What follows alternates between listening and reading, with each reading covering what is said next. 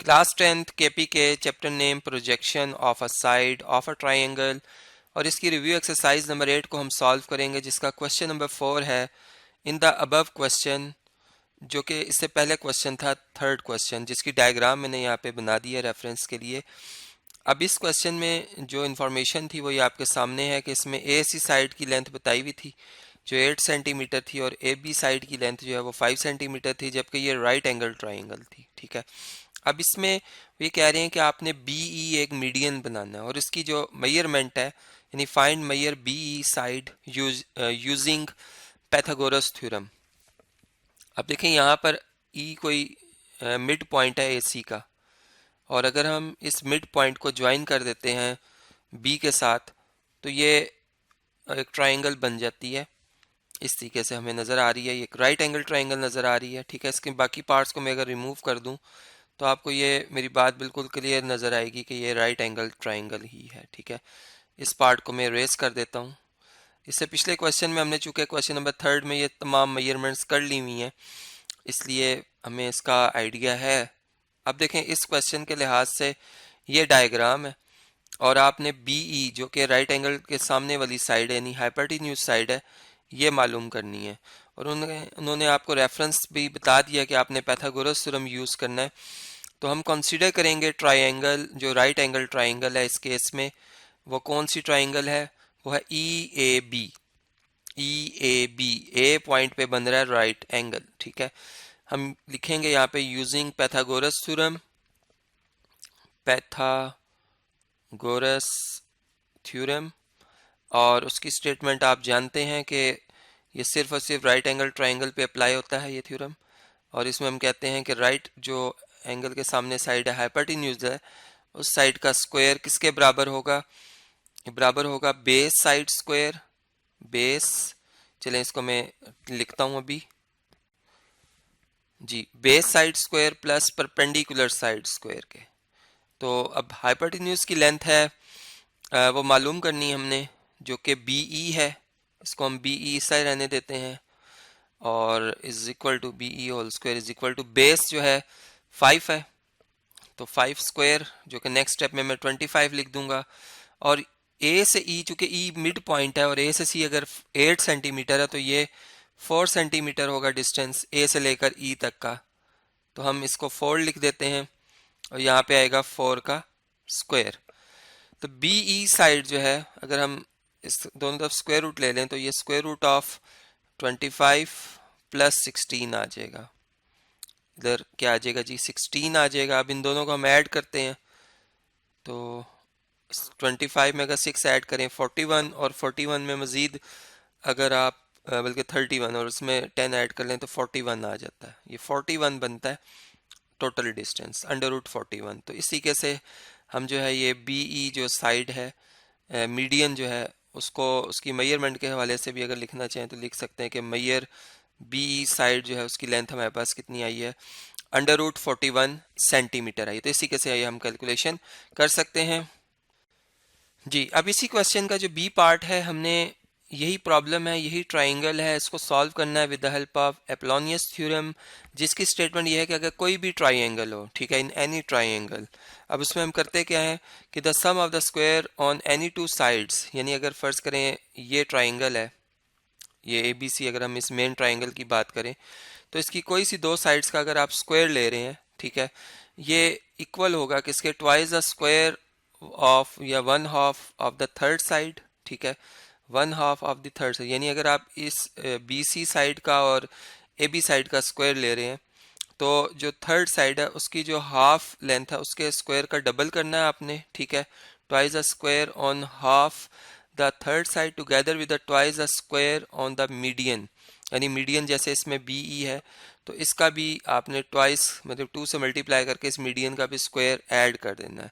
तो इस तरीके से ये एप्लोनियस थ्योरम हम समझ सकते हैं। तो इस केस में अगर हम एप्लोनियस थ्योरम को अप्लाई कर रहे हैं तो अगर फर्ज करें एक साइड बी सी है, इसका स्क्वायर हम ले रहे हैं, ठीक है, और एक साइड है ए बी, इसका स्क्वायर ले रहे हैं। याद रहे कि इस जो क्वेश्चन 3 हमने किया था उसमें जो बी सी साइड की लेंथ आई थी वो अंडर रूट 89 आ गई थी, अंडर रूट 89 सेंटीमीटर। तो ये एक तरह से इंफॉर्मेशन हमें गिवन है, सही।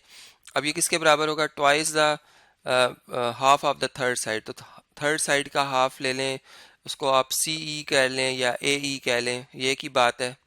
ए ई का स्क्वायर का यानी डबल करना है आपने, और इसी तरह मीडियन जो है बी ई, उसका डबल करना है आपने स्क्वायर का, ठीक है। तो बी की लेंथ हो चुकी है, हमने फाइंड करनी है, इसलिए हम इसको अननोन रहने देंगे। मतलब इसको हम एप्लोनियस थ्योरम से बी को फाइंड करने जा रहे हैं, जैसे पार्ट ए में हमने फाइंड किया था। अब हम पार्ट बी में एप्लोनियस थ्योरम से देखेंगे कि वही आंसर आता है या मतलब आना वही चाहिए आंसर। तो बी सी जो है इसका आंसर तो हमें पता है √89 है, ठीक है, ये हमें इंफॉर्मेशन पता है। ए बी जो है वो 5 है, इसका स्क्वायर, ठीक है। इस अब टू इनमें से अगर हम कॉमन ले लें, या चलें टू को अभी फिलहाल कॉमन नहीं लेते, क्योंकि यहाँ पर हमें बी जो है वो अननोन है।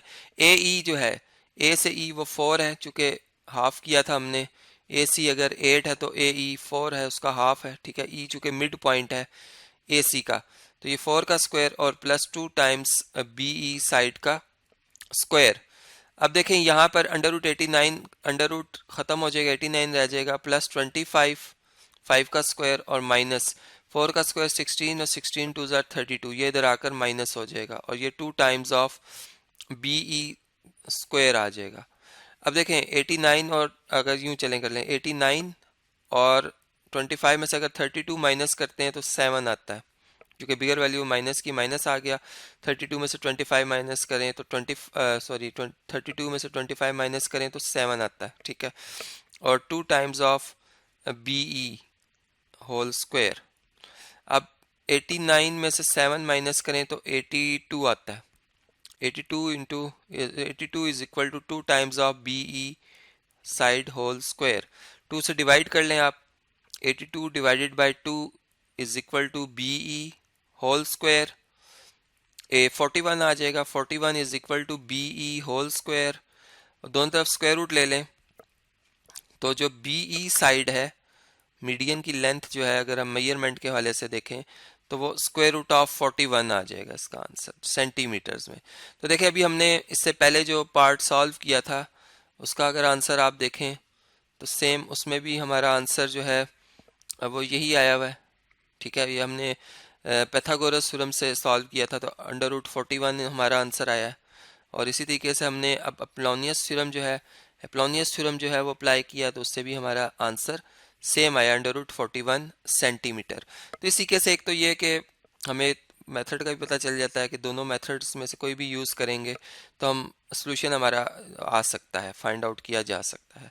अब जो नेक्स्ट क्वेश्चन है वो मैं आपसे डिस्कस करता हूँ।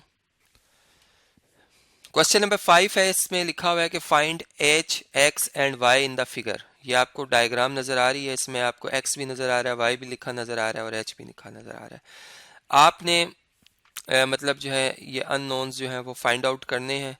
अब इसके लिए हम सॉल्यूशन स्टार्ट करते हैं और देखते हैं कि सबसे पहले कौन से अननोन को फाइंड आउट किया जा सकता है, ठीक है।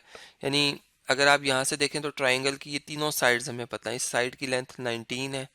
अगर मैं इसको लेबल भी कर लूँ तो और आसानी हो जाएगी हमें समझने में। अगर ये ए पॉइंट है, फर्ज करें ये बी है वर्टेक्स और ये सी है, तो हम अब अच्छे तरीके से इसको समझ सकते हैं। देखें अगर हम ए वर्टेक्स का एंगल कंसीडर करते हैं और इस पे यूक्लिड्स पोस्टुलेट लगाते हैं कि जो एक्यूट एंगल के सामने वाली साइड है इसका स्क्वायर अगर ले लिया जाए, यानी कि बीसी साइड का जो स्क्वायर है वो किसके बराबर होगा, वो जो एंगल ए के दोनों आर्म्स हैं उनके स्क्वायर का सम आएगा एक तो, यानी कि A B square plus A C square, ठीक है।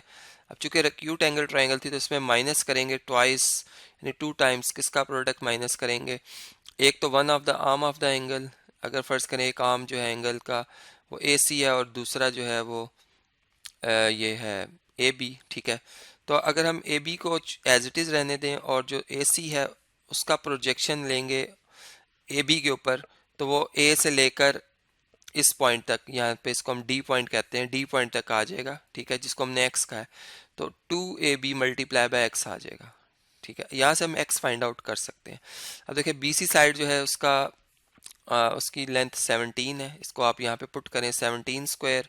ए बी जो है वो 19 है, 19 का स्क्वायर। ए सी जो है वो 10 है, 10 का स्क्वायर और -2 टाइम्स ए बी 19 है, इंटू एक्स आ जाएगा।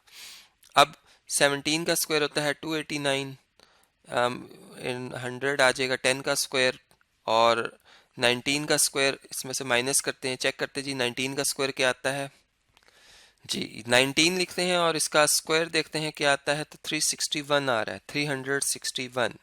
ये यहाँ के माइनस हो जाएगा लेफ्ट साइड पे आके, और यहाँ पे -2 इंटू 19, ये 38 बन जाएगा इंटू एक्स। अब देखें 289, यहाँ पे कैलकुलेटर से सिंप्लीफाई करते हैं कि 289 में से हमने 361 और 100 भी माइनस करने, 461, यानी कि यहाँ पर चलें लिखते हैं 289 माइनस, इसको रीचेक भी कर लें कि ये हमने जो नंबर लिखा है वो ठीक लिखा है। 289 में से माइनस करना है 461 को, माइनस 461, तो यह आता -172, -172 is equal to -38 times of X. अब -172 को हम -38 से डिवाइड कर लेते हैं और देखते हैं क्या आंसर आता है जी। ये 4.53 आता है, ठीक है। ये मैंने अभी डिवाइड किया है इसको, -38 इज इक्वल टू एक्स, तो यहाँ से एक्स जो है वो 4.53 आ रहा है, यानी कि ये 100 एक हमारे पास नंबर जो है वो चलता जा रहा था, एक रैशनल नंबर था जिसे मैंने अप्रॉक्सीमेट किया। मैं आपसे स्क्रीन पे शेयर भी कर देता हूँ कि इस तरीके से ये 4.5 और 26 था, मैंने इसको 53 कर दिया है। तो ये हमारा अप्रॉक्सीमेट इसका आंसर आया है, एक्स की वैल्यू आ गई है। अब हमने वाई फाइंड करना है और एच फाइंड करना है। देखें एक्स अगर पता चल गया तो हम इस ट्राइंगल के ऊपर जो कि ए डी सी है, इस पे हम पैथागोरस थ्योरम भी यूज़ करके जो है वो अननोन फाइंड कर सकते हैं, ठीक है। इसकी कैलकुलेशन मैं आपसे चलें स्क्रीन पे शेयर करता हूँ, इसको मैं इधर लिख लेता हूँ। अब हम इसकी वर्किंग के ऊपर बात करें। जो ट्राइंगल हमें यहाँ पे नज़र आ रही है वो है ट्राइंगल ए डी सी। मैं डायरेक्ट ही कर रहा हूँ, इस पर हम पैथागोरस थ्योरम जब लगाएंगे तो राइट एंगल के सामने जो साइड है हाइपोटेन्यूज है वो 10 है, इसका स्क्वायर किसके बराबर होगा, परपेंडिकुलर साइड जो कि h है इसका स्क्वायर, और प्लस बेस जो है x है उसका स्क्वायर होगा। तो x जो है जैसा कि हमने देखा कि वो 4.53 इसका अप्रॉक्सीमेट आंसर आया है, ये आ जाएगा। 10 का स्क्वायर 100 में से आप 4.53 का स्क्वायर ले लें, अगर देखें ये वैल्यू जो आई हुई है, अगर हम इसका स्क्वायर लेते हैं तो ये तकरीबन 20.5 यूँ समझ लें, 20.5 आ जाएगा answer approximate, is equal to H square. अब 100 में से अगर आप 20.5 माइनस कर लेते हैं, 100 माइनस 20.5, तो ये आंसर आता है 79.5, 79.5। और इसका अगर आप अंडर रूट ले लेते हैं तो इसको चेक कर लेते हैं जी। अगर हम इसका स्क्वायर रूट ले लें तो हमारा क्या आंसर आएगा, 8.92, अप्रॉक्सीमेटली 8.92 जो है सेंटीमीटर, ये हमारा अप्रॉक्सीमेट आंसर आ जाएगा। ये एच की वैल्यू इस तरीके से हम फाइंड आउट कर सकते हैं। अच्छा, यहाँ पर एक बात और भी कि चूंकि क्वेश्चन में सेंटीमीटर यूनिट कहीं शो नहीं हुए हुए, ठीक है, यूनिट्स मतलब शो नहीं किए क्वेश्चन में, कहीं भी इन्होंने लगाए नहीं हुए, इसे हम भी आंसर के साथ यूनिट्स नहीं लगाते, ठीक है, क्योंकि नॉर्मली जो यूनिट क्वेश्चन में होते हैं वही हम आंसर के साथ लगा लेते हैं। अब इस डायग्राम को मैं कॉपी कर रहा हूँ, और इसमें चूंकि हमने जो y अब फाइंड करना है ये भी पैथागोरस थ्योरम से ही सॉल्व होगा, तो इसकी जो कैलकुलेशन है वो मैं अब आपसे स्क्रीन पे शेयर करता हूँ कि अब हम y कैसे फाइंड करेंगे। इसके लिए भी हम पैथागोरस थ्योरम यूज़ करेंगे, ठीक है। हम लिखेंगे यहाँ पे चूंकि जो ट्राइंगल अब हमारे पास राइट एंगल ट्राइंगल आई है, उसमें राइट एंगल तो डी वर्टेक्स पे ही है, वो ट्राइंगल है सी डी बी, ठीक है। अब इसमें जो हाइपोटेन्यूज है, चूंकि ये राइट एंगल बन रहा है डी पॉइंट के ऊपर यहाँ पे इस तरीके से, और इसके सामने जो साइड आ रही है ये बी सी, ये है हाइपोटेन्यूज, ठीक है। तो इसका जो स्क्वायर होगा यानी 17 का जो स्क्वायर होगा वो किसके बराबर होगा, वो जो ये साइड है बेस y है, y के स्क्वायर के बराबर होगा, प्लस परपेंडिकुलर जो कि h है इसके स्क्वायर के बराबर होगा। 17 का स्क्वायर होता है 289, माइनस h जो है 8.92 आया था इसका आंसर, इसका स्क्वायर यहाँ पे हम लिखेंगे। तो कैलकुलेशन भी कर लेते हैं, 289 माइनस 8.92 का अगर स्क्वायर लिया जाए, यहाँ पर चेक करते हैं कि 8.92 जो है इसका स्क्वायर कितना बनता है, 79.57 बनता है, 79.57। अगेन चेक कर लेते हैं, 79.57। ठीक है, अप्रॉक्सीमेट है, यहाँ पे अप्रॉक्सीमेट का साइन आ जाएगा, ये वाई स्क्वायर की वैल्यू आ रही है। अब हमने पहले तो इन दोनों का डिफरेंस चेक करना है कि इनका डिफरेंस क्या आता है, यानी यहाँ पर हम अप्रॉक्सीमेटली हमारा आंसर आएगा जो भी आएगा। तो 289 में से 79.57 माइनस कर लेते हैं। तो चलिए मैं 289 से माइनस कर देता हूँ, तो ये 209.43 आ जाएगा, 209.43। ठीक है, अब जब हम स्क्वायर रूट लेंगे दोनों तरफ तो y आ जाएगा यहाँ पे, ये अप्रॉक्सीमेटली इक्वल होगा अंडर रूट 209.43 के। तो 209.43 का अगर अंडर रूट ले लिया जाए, 209.43 इसका अगर हम स्क्वायर रूट ले लेते हैं तो ये 14.47 अप्रॉक्सीमेट आंसर आता है, 14.47। ठीक है, 47 बल्कि सेंटीमीटर तो नहीं आएगा यहाँ पे चूंकि यूनिट नहीं गिवन। तो इसी के से ये y जो है इसकी भी अप्रॉक्सीमेट वैल्यू जो है हम कैलकुलेट कर सकते हैं।